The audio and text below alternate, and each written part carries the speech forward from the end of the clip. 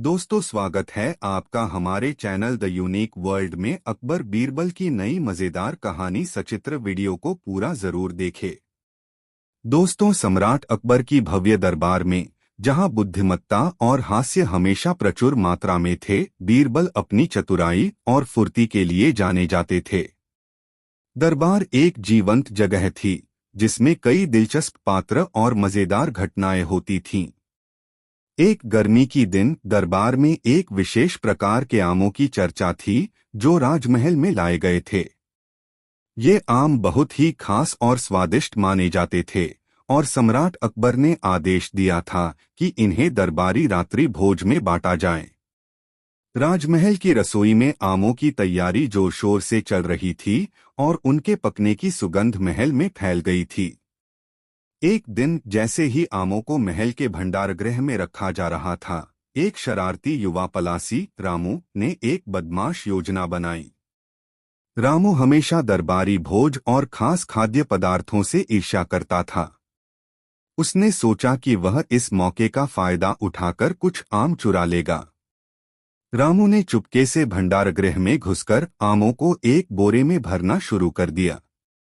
जैसे ही वह भागने ही वाला था, उसे कदमों की आवाज सुनाई दी। घबराकर उसने एक बड़े बैरल के पीछे छिपने का फैसला किया ताकि पकड़ा न जाए। अज्ञानता से बीरबल भी महल में घूमते हुए आमों की सुगंध का आनंद ले रहे थे। उन्होंने रामू के संदिग्ध व्यवहार को देखा और जांचने का निर्णय लिया।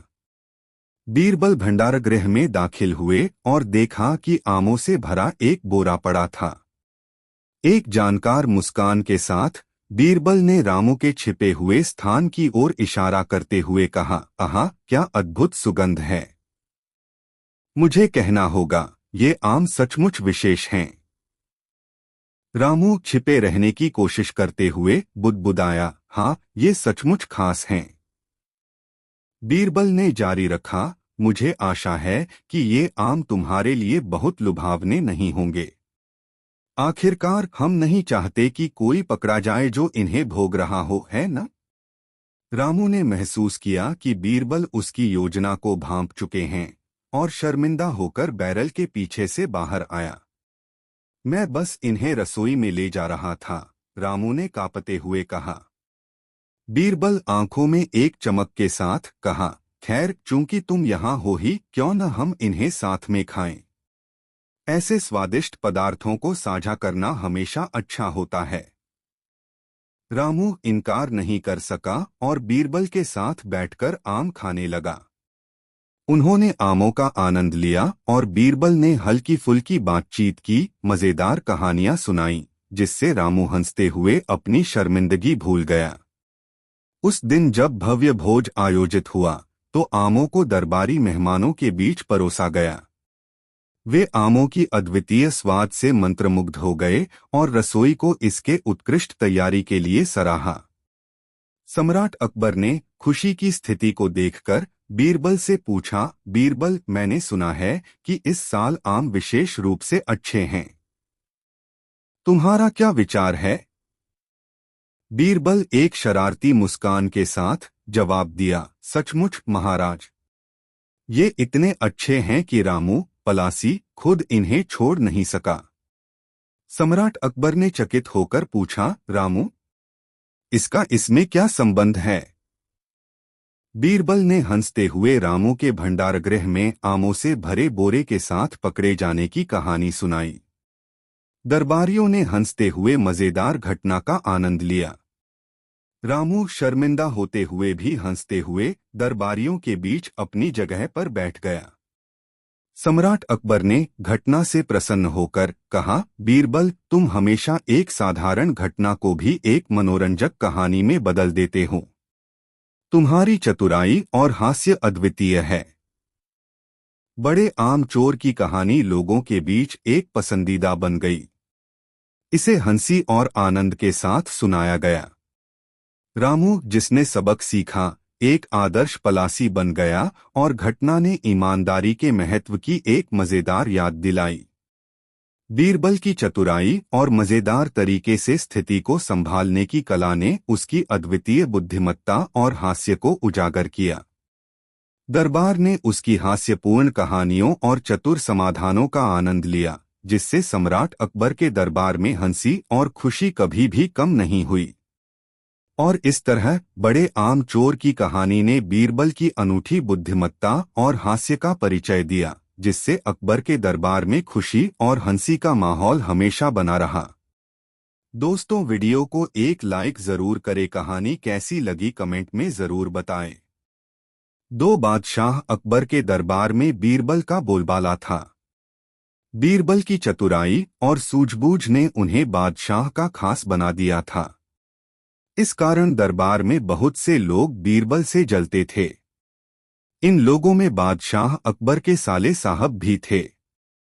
साले साहब बीरबल को नीचा दिखाने के लिए कोई भी मौका नहीं छोड़ते थे, लेकिन हर बार उन्हें ही मुंह की खानी पड़ती थी। बेगम का भाई होने की वजह से बादशाह भी उसे कुछ नहीं कहते थे। एक दिन बीरबल की गैरमौजूदगी में साले साहब ने बादशाह अकबर से दीवान पद की मांग कर डाली। बादशाह ने साले साहब की परीक्षा लेने की सोची। उन्होंने साले साहब से कहा, आज मुझे सुबह सुबह महल के पीछे बिल्ली के बच्चों की आवाज सुनाई दी है। लगता है कि किसी बिल्ली ने बच्चे दिए हैं। जाकर देखकर आओ कि यह बात सच है या नहीं। साले साहब झट से महल के पीछे गए और वापस आकर बोलते हैं, आपकी बात सच है। महल के पीछे एक बिल्ली ने बच्चों को जन्म दिया है। बादशाह ने कहा, अच्छा, जरा यह बताओ कि बिल्ली ने कितने बच्चों को जन्म दिया है। साले साहब ने जवाब में कहा, यह तो मुझे नहीं पता, मैं अभी पता करके आता हूँ महाराज। इतना कहकर वो फिर से महल के पीछे गए और वापस आकर कहते हैं, महाराज, बिल्ली 5 बच्चों की मां बनी है। बादशाह अकबर ने पूछा, अच्छा, जरा यह बताओ कि उन 5 बच्चों में से कितनी मादा हैं और कितने नर हैं। साले साहब ने जवाब में कहा, मैंने यह तो देखा ही नहीं, मैं अभी देखकर आता हूँ। इतना कहकर वो फिर से महल के पीछे जाते हैं और थोड़ी देर बाद आकर कहते हैं, महाराज, बिल्ली के 5 बच्चों में से 3 नर हैं और 2 मादा हैं। बादशाह अकबर ने अपने साले साहब से फिर से एक सवाल पूछा, बिल्ली के नर बच्चे किस रंग के हैं। सवाल के जवाब में साले साहब ने कहा, मैं अभी देखकर आता हूँ। बादशाह अकबर ने कहा, रहने दो, बैठ जाओ। इतने में बीरबल राज दरबार में पहुंच चुके थे। बादशाह ने बीरबल से कहा, बीरबल, महल के पीछे बिल्ली ने बच्चों को जन्म दिया है, जरा देखकर आओ कि क्या यह बात सही है। बीरबल ने कहा, मैं अभी देखकर आता हूँ महाराज। ऐसा कहकर वह महल के पीछे देखने के लिए चले गए। वापस लौटकर बीरबल ने बादशाह अकबर को बताया, महाराज, बिल्ली ने बच्चों को जन्म दिया है। बादशाह ने बीरबल से पूछा, बिल्ली कितने बच्चों की मां बनी है। बीरबल ने तुरंत जवाब दिया, महाराज, 5 बच्चों की। बादशाह ने फिर से सवाल किया, बिल्ली के बच्चों में से कितनी मादा हैं और कितने नर हैं। बीरबल ने तुरंत जवाब दिया, महाराज, 3 नर और 2 मादा। बादशाह अकबर ने एक बार फिर से बीरबल से सवाल किया, बिल्ली के नर बच्चे किस रंग के हैं। बीरबल ने तुरंत जवाब दिया, महाराज, 2 नर बच्चों का रंग काला और एक का बादामी है। अब महाराज ने पास बैठे अपने साले साहब की तरफ देखा और पूछा, तुम्हारा इस बारे में क्या कहना है। साले साहब शर्मिंदगी से सिर झुकाए बैठे रहे और कुछ न कह सके। कहानी से सीख। इस कहानी से हमें यह सीख मिलती है कि हमें किसी की सफलता से जलना नहीं चाहिए। दोस्तों, वीडियो को लाइक जरूर कर दें। 3 दोस्तों, एक समय की बात है, बादशाह अकबर ने अपने बेगम के जन्मदिन के लिए बहुत ही खूबसूरत और बेशकीमती हार बनवाया था। जब जन्मदिन आया तो बादशाह अकबर ने वह हार अपनी बेगम को तोहफे में दे दिया, जो उनकी बेगम को बहुत पसंद आया। अगली रात बेगम साहिबा ने वह हार गले से उतारकर एक संदूक में रख दिया। जब इस बात को कई दिन गुजर गए तो एक दिन बेगम साहिबा ने हार पहनने के लिए संदूक खोला, लेकिन हार कहीं नहीं मिला। इससे वह बहुत उदास हो गईं और इस बारे में बादशाह अकबर को बताया। इस बारे में पता चलते ही बादशाह अकबर ने अपने सैनिकों को हार ढूंढने का आदेश दिया, लेकिन हार कहीं नहीं मिला। इससे अकबर को यकीन हो गया कि बेगम का हार चोरी हो गया है। फिर अकबर ने बीरबल को महल में आने के लिए बुलावा भेजा। जब बीरबल आया तो अकबर ने सारी बात बताई और हार को खोज निकालने की जिम्मेदारी उसे सौंप दी। बीरबल ने समय व्यर्थ किए बिना ही राजमहल में काम करने वाले सभी लोगों को दरबार में आने के लिए संदेश भिजवाया। थोड़े ही देर में दरबार लग गया। दरबार में अकबर और बेगम सहित सभी काम करने वाले हाजिर थे, लेकिन बीरबल दरबार में नहीं था। सभी बीरबल का इंतजार कर ही रहे थे कि तभी बीरबल एक गधा लेकर राज दरबार में पहुंच जाता है। देर से दरबार में आने के लिए बीरबल बादशाह अकबर से माफी मांगता है। सभी सोचने लगते हैं कि बीरबल गधे को लेकर राज दरबार में क्यों आया है। फिर बीरबल बताता है कि यह गधा उसका दोस्त है और उसके पास जादुई शक्ति है। यह शाही हार चुराने वाले का नाम बता सकता है। इसके बाद बीरबल जादुई गधे को सबसे नजदीक वाले कमरे में ले जाकर बांध देता है और कहता है कि सभी एक एक करके कमरे में जाएं और गधे की पूंछ पकड़कर चिल्लाएं, जहां पनाह मैंने चोरी नहीं की है। साथ ही बीरबल कहता है कि आप सभी की आवाज दरबार तक आनी चाहिए। सभी के पूंछ पकड़कर चिल्लाने के बाद आखिर में गधा बताएगा कि चोरी किसने की है। इसके बाद सभी कमरे के बाहर एक लाइन में खड़े हो गए और एक एक करके सभी ने कमरे में जाना शुरू कर दिया। जो भी कमरे के अंदर जाता तो पूंछ पकड़कर चिल्लाना शुरू कर देता, जहां पनाह मैंने चोरी नहीं की है। जब सभी का नंबर आ जाता है तो अंत में बीरबल कमरे में जाता है और कुछ देर बाद कमरे से बाहर आ जाता है। फिर बीरबल सभी काम करने वालों के पास जाकर उन्हें दोनों हाथ सामने करने को बोलता है और एक एक करके सभी के हाथ सूंघने लगता है। बीरबल की इस हरकत को देखकर सभी हैरान हो जाते हैं। ऐसे ही सूंघते सूंघते एक काम करने वाले का हाथ पकड़कर बीरबल जोर से बोलता है, जहां पनाह इसने चोरी की है। ये सुनकर अकबर बीरबल से कहते हैं, तुम इतने यकीन के साथ कैसे कह सकते हो कि चोरी इस सेवक ने ही की है? क्या तुम्हें जादुई गधे ने इसका नाम बताया है? तब बीरबल बोलता है, जहां पनाह यह गधा जादुई नहीं है। यह बाकी गधों की तरह साधारण ही है।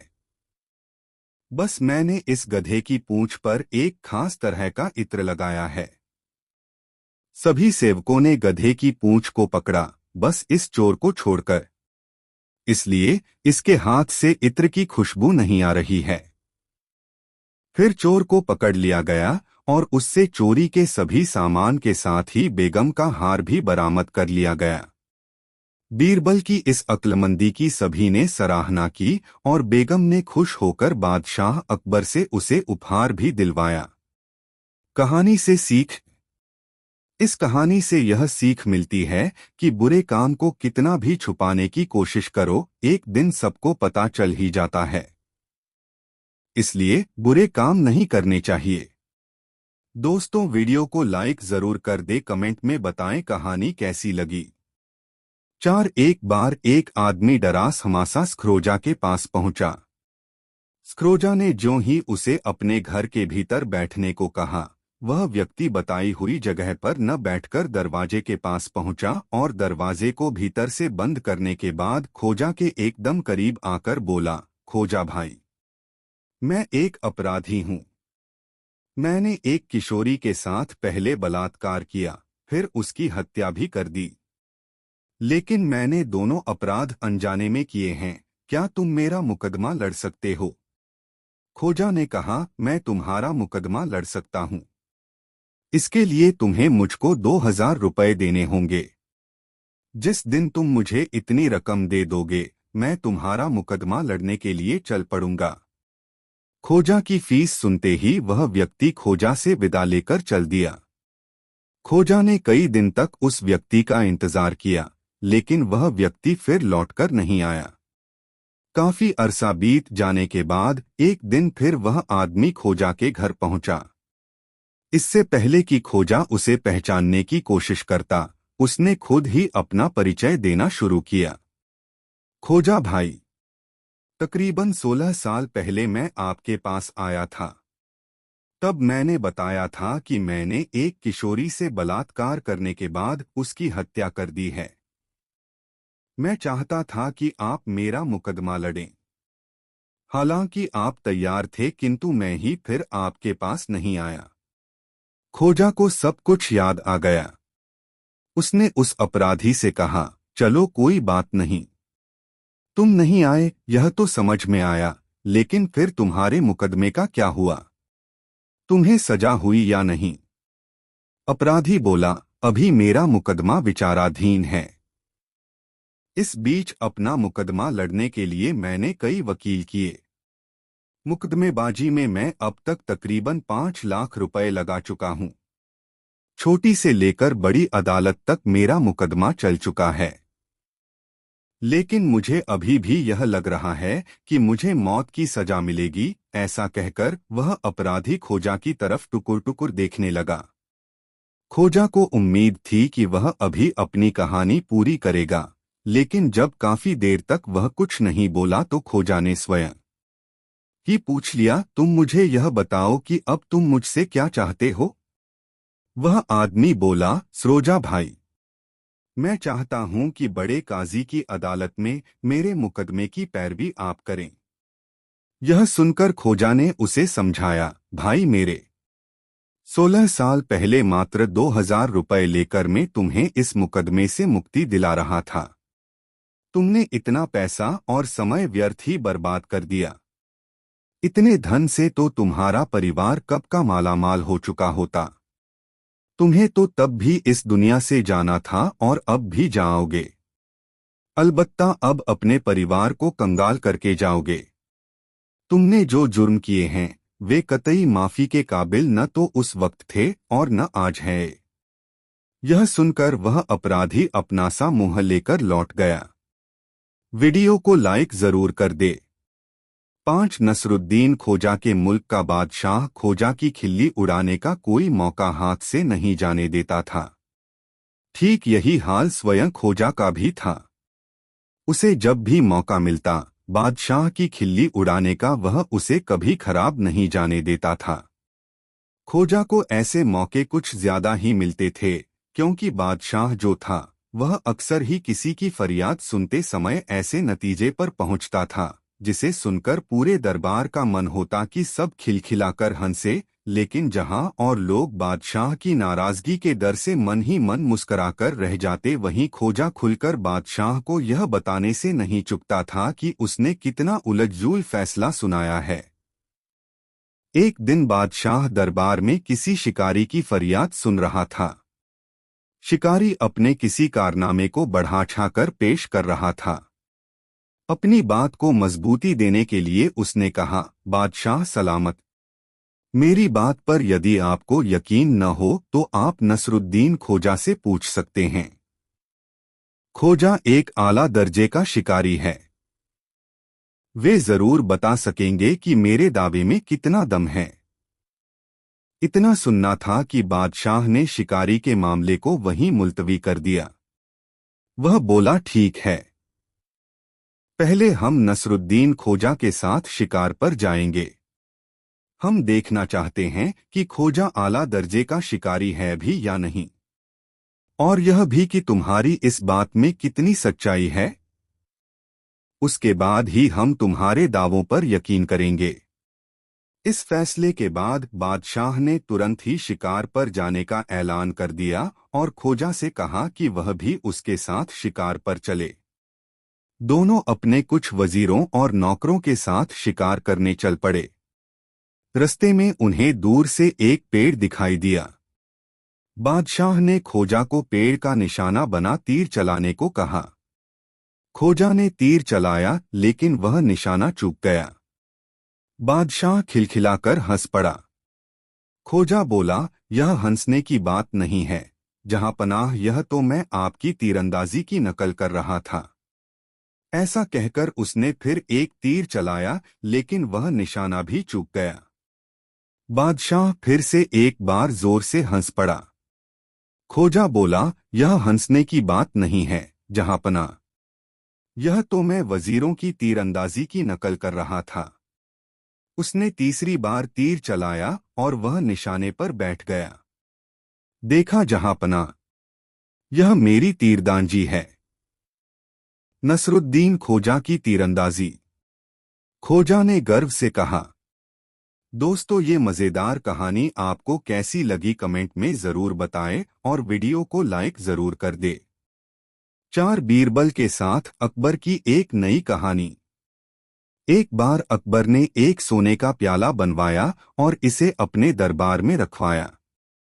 अकबर ने सोचा कि यदि कोई बता सकता है कि इसमें कितने लीटर सोना है तो उसे यह प्याला उपहार में मिलेगा। इस पर बीरबल ने कहा, हुजूर, मैं इसे उल्टा लेकर इसका वजन नाप सकता हूँ। अकबर ने सहमति दी और बीरबल ने प्याले को उल्टा कर लिया। बीरबल ने फिर एक बड़ी थाली लेकर उसमें सोने को डाला और फिर प्याले को उसमें तेल डालकर तेल की निकासी की। इसके बाद बीरबल ने जल्दी से थाली का वजन नापा और फिर प्याले का वजन नापा। बीरबल ने अकबर से कहा, हुजूर, इसमें 10 किलो सोना है। अकबर ने हैरानी से पूछा, कैसे पता चला? तो बीरबल ने जवाब दिया, हुजूर, जैसे ही मैंने प्याले को तेल में डाला, इसने तेल का वजन बढ़ा दिया, और जब मैंने प्याले को थाली में डाला, उसके वजन से तेल का वजन काट दिया। इससे सोने का सटीक वजन पता चल गया। अकबर ने बीरबल की चालाकी को सराहा और उन्होंने उसे इस प्याले का इनाम दिया। इस प्रकार बीरबल ने अकबर के सवाल का बेहतर और होशियार तरीके से जवाब दिया। दोस्तों, वीडियो को लाइक जरूर कर दे। 5 बीरबल और अकबर की एक नई कहानी। एक दिन बादशाह अकबर ने अपने दरबार में एक परीक्षण रखा। उन्होंने सभी विशाल खजाने को देखा और कहा, जो भी मेरे लिए सबसे अनमोल वस्त्र लाएगा, उसे बहुत बड़ा इनाम मिलेगा। सभी मंत्रियों ने बहुत सोच समझकर अपने सबसे शानदार कपड़े लाए, परंतु अकबर ने उन्हें संतुष्ट नहीं किया।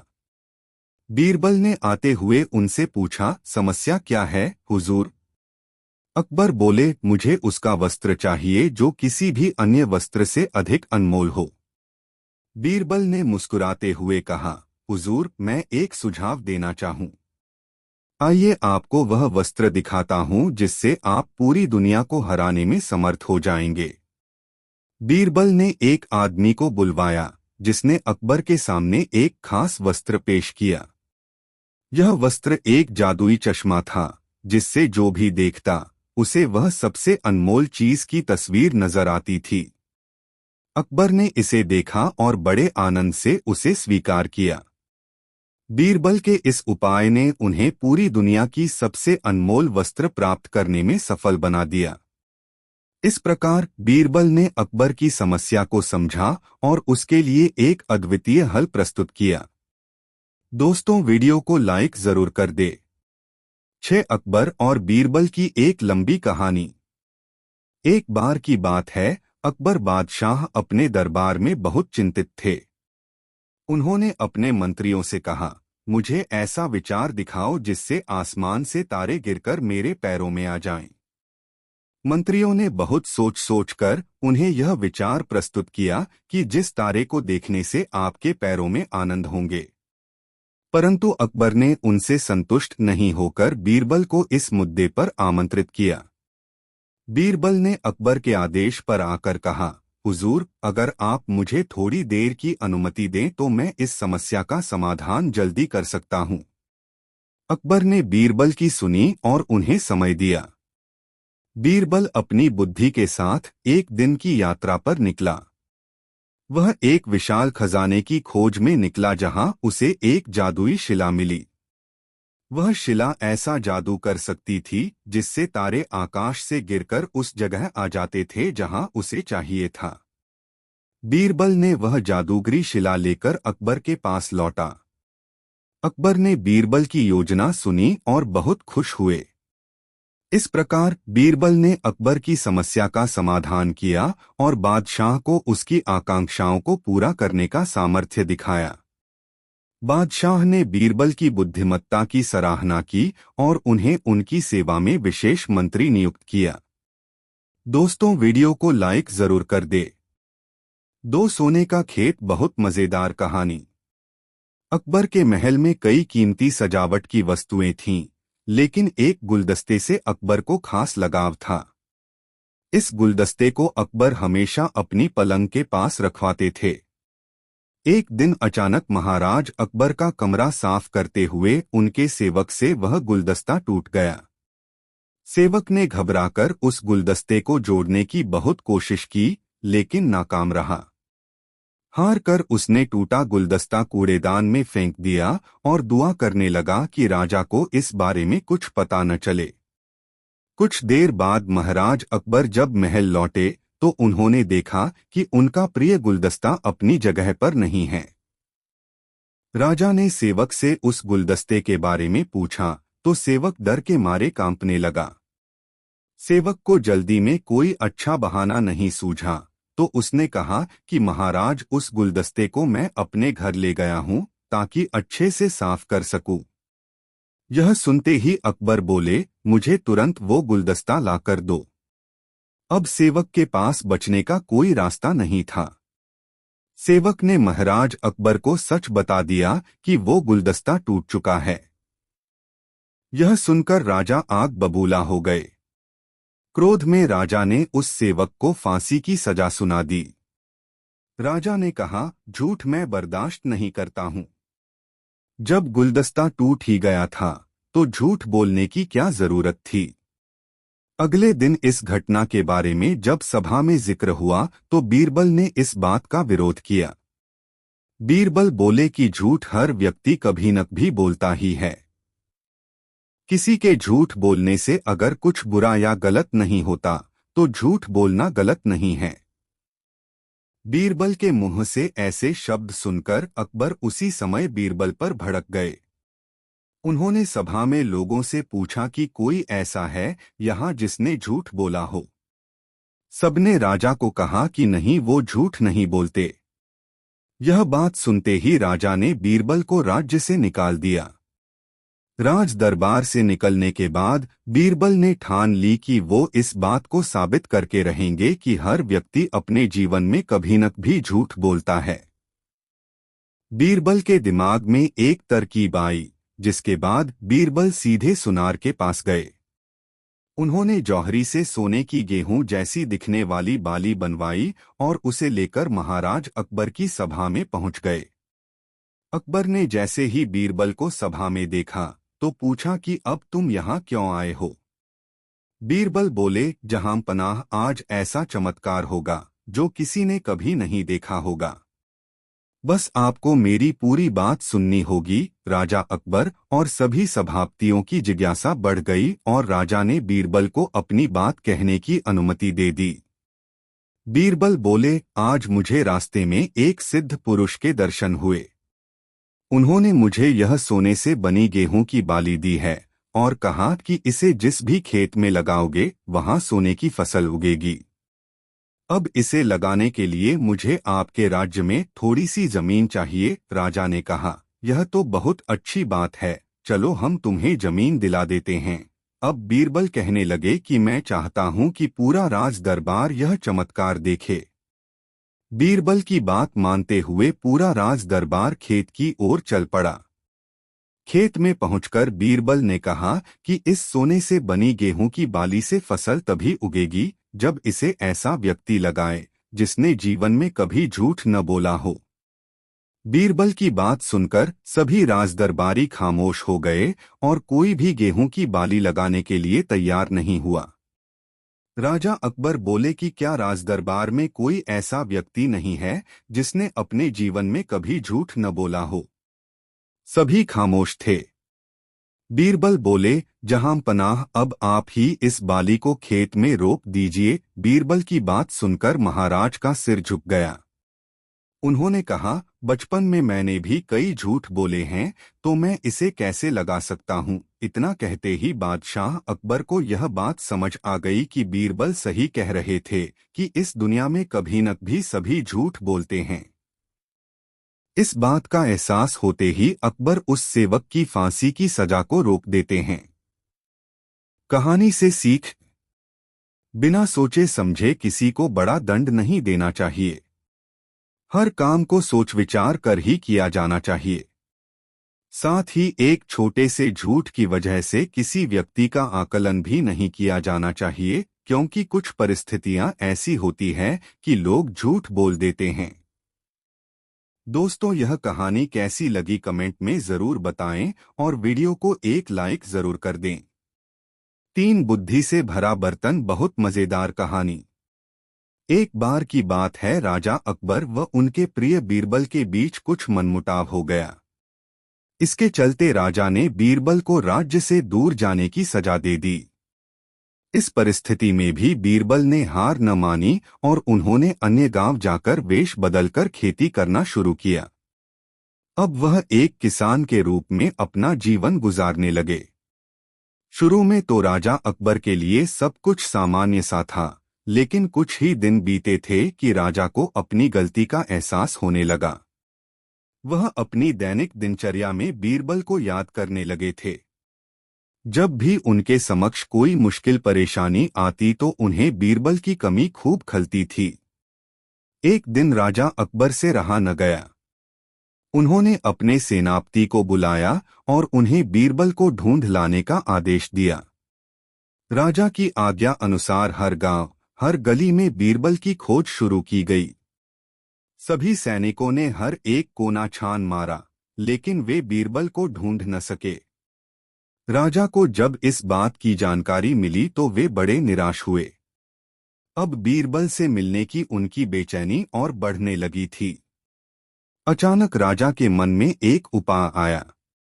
उन्होंने आदेश दिया कि सभी गांव के मुखिया को संदेश भेजा जाए कि उन सभी को एक बर्तन के अंदर बुद्धि डालकर राजा को भेजना होगा। जो भी इस आदेश को पूरा नहीं करेगा, उसे इसके बदले एक बर्तन में हीरे जवाहरात भरकर राजा को भेजना पड़ेगा। सभी गांववासी राजा के इस अजीबोगरीब आदेश को सुनकर परेशान थे। सभी यह सोचकर हैरान थे कि बुद्धि को किस तरह एक बर्तन में भरा जाए। बुद्धि तो सभी के पास उपलब्ध थी, लेकिन उसे किस तरह एक बर्तन में डालना है, यह सोचकर सभी परेशानी में थे।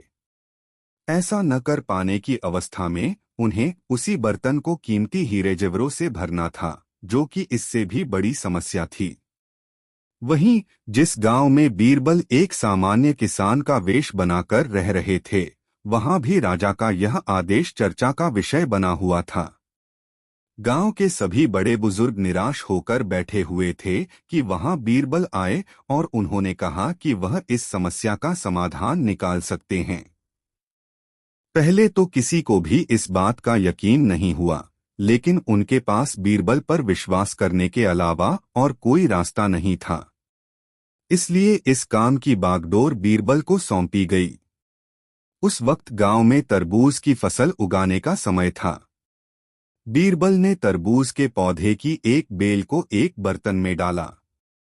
धीरे धीरे उस बेल में तरबूज का फल लगने लगा और समय के साथ ही तरबूज ने बर्तन का आकार ले लिया।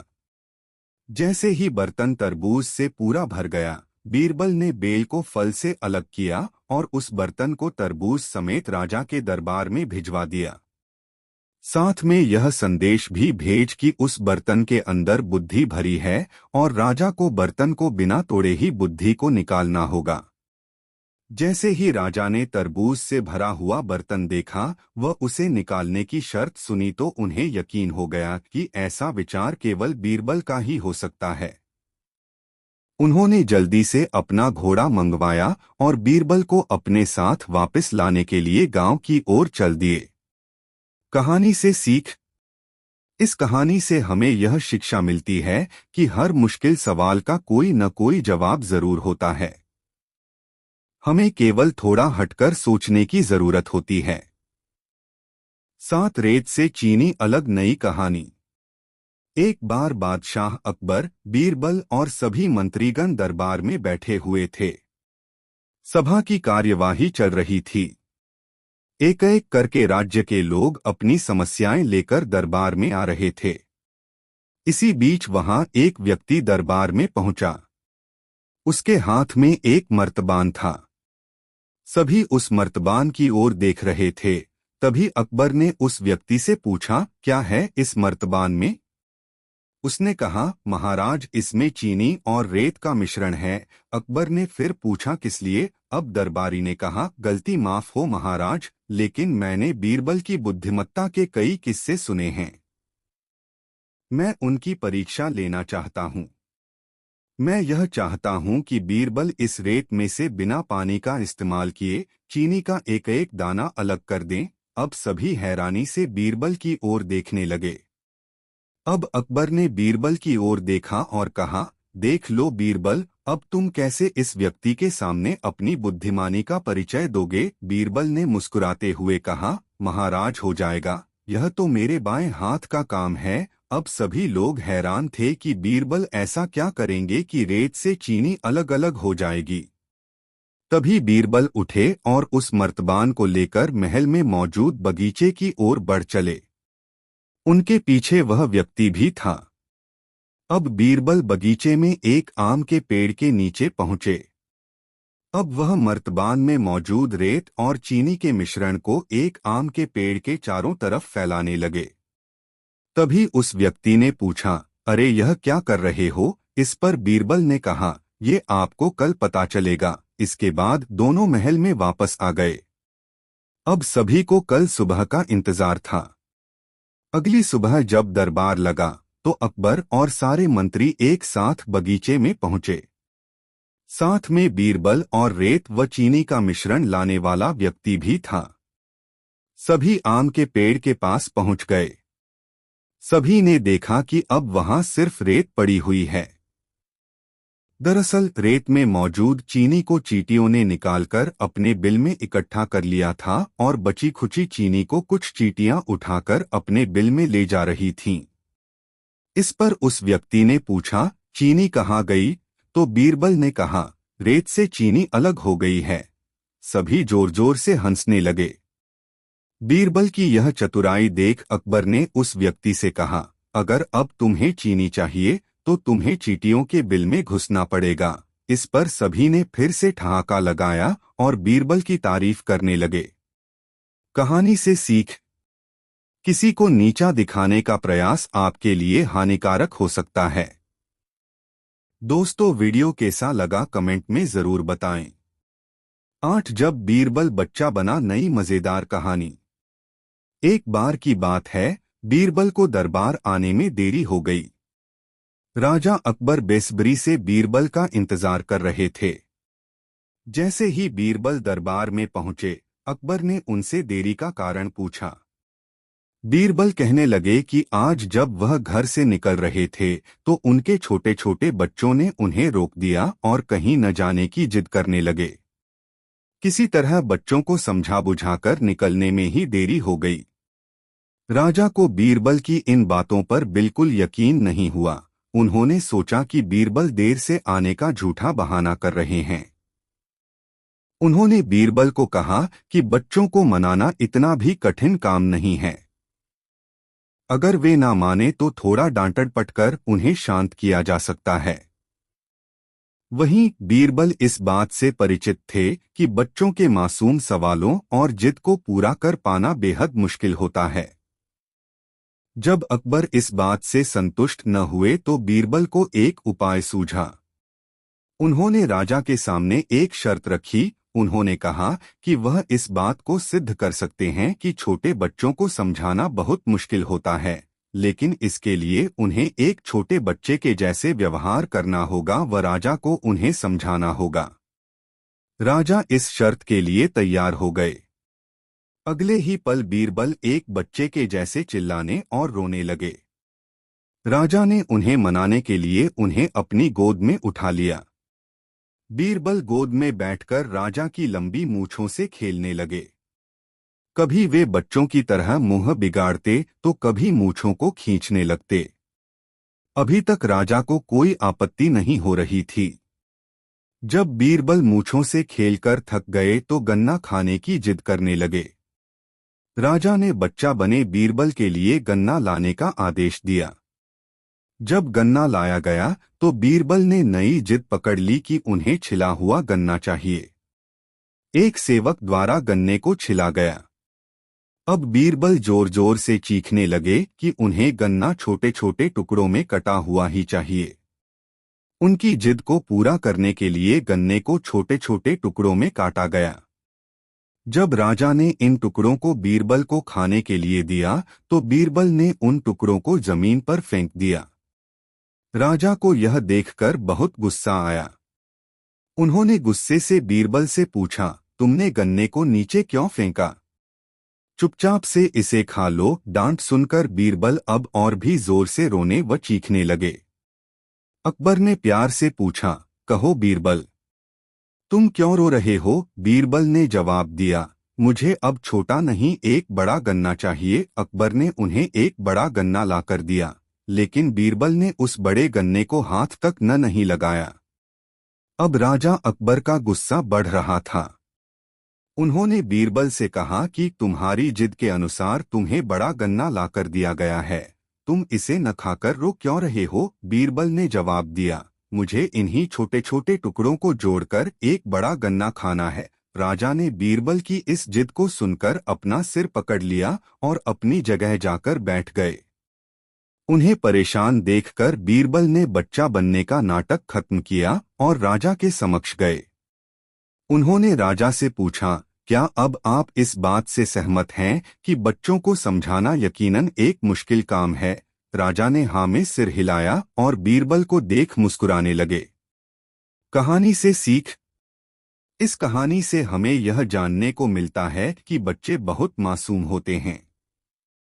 अक्सर हम उनके नादान सवालों का जवाब नहीं दे पाते हैं, लेकिन फिर भी उन्हें प्यार से समझाकर व अनेक उदाहरण देकर उनकी जिद व जिज्ञासा को शांत किया जा सकता है। दोस्तों, वीडियो को एक लाइक जरूर कर दे। दोस्तों, सम्राट अकबर के दरबार में अक्सर हंसी और ज्ञान का मेल होता था और यह सब बीरबल की उपस्थिति के कारण होता था।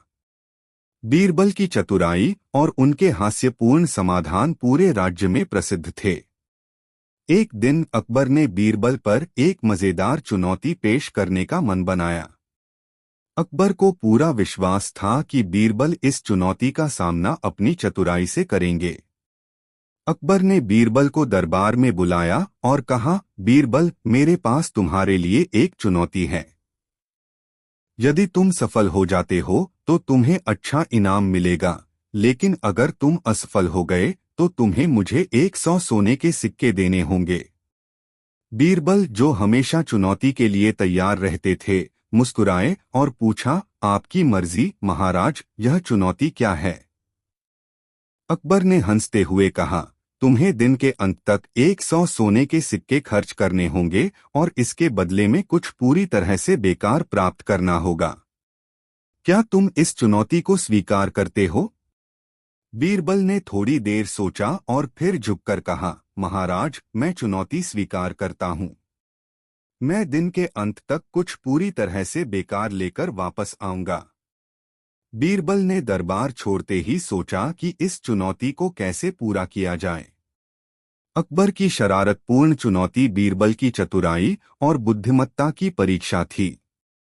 जब वह आगरा की व्यस्त गलियों से गुजर रहे थे, उनके दिमाग में एक विचार आया। उन्होंने बाजार में जाकर 100 सोने के सिक्कों के बराबर सामान खरीदा, चाल, तेल की बोरियां और कपड़े के बंडल्स। दुकानदार इतने बड़े बिक्री से खुश थे और खुशी खुशी सामान को पैक कर दिया। सभी सामान लेकर बीरबल शहर के सबसे गरीब हिस्से में पहुंचे। वहां उन्होंने देखा कि कई भिखारी एक साथ बैठे हुए थे, खाने के लिए संघर्ष कर रहे थे। बीरबल ने चावल, तेल और कपड़े उन्हें वितरित किए, जिससे प्रत्येक को कई दिनों के लिए पर्याप्त चीजें मिल गईं। भिखारी अत्यंत खुश हो गए और बीरबल का दिल से धन्यवाद किया। बीरबल मुस्कुराए और अपनी योजना के अगले हिस्से की ओर बढ़े। जब सूरज ढलने लगा, बीरबल दरबार में लौटे, उनके हाथ खाली थे। अकबर बीरबल ने क्या किया है के बारे में जिज्ञासु थे और पूछा, बीरबल क्या तुमने चुनौती पूरी कर ली? बीरबल ने झुककर कहा, हाँ महाराज, मैंने 100 सोने के सिक्के खर्च किए और इसके बदले में कुछ पूरी तरह से बेकार प्राप्त किया। अकबर ने चौंकते हुए पूछा, और वह पूरी तरह से बेकार क्या था? बीरबल मुस्कुराते हुए बोले, मैंने भिखारियों की दिल से की गई दुआएं और आभार प्राप्त किया। जबकि ये मेरे लिए व्यक्तिगत रूप से अनमोल हैं, वे भौतिक दृष्टि से पूरी तरह से बेकार हैं। दरबार में हंसी की गूंज उठ गई और अकबर खुद भी हंस पड़े। बीरबल, तुमने एक बार फिर अपनी चतुराई और बुद्धिमत्ता को साबित किया है।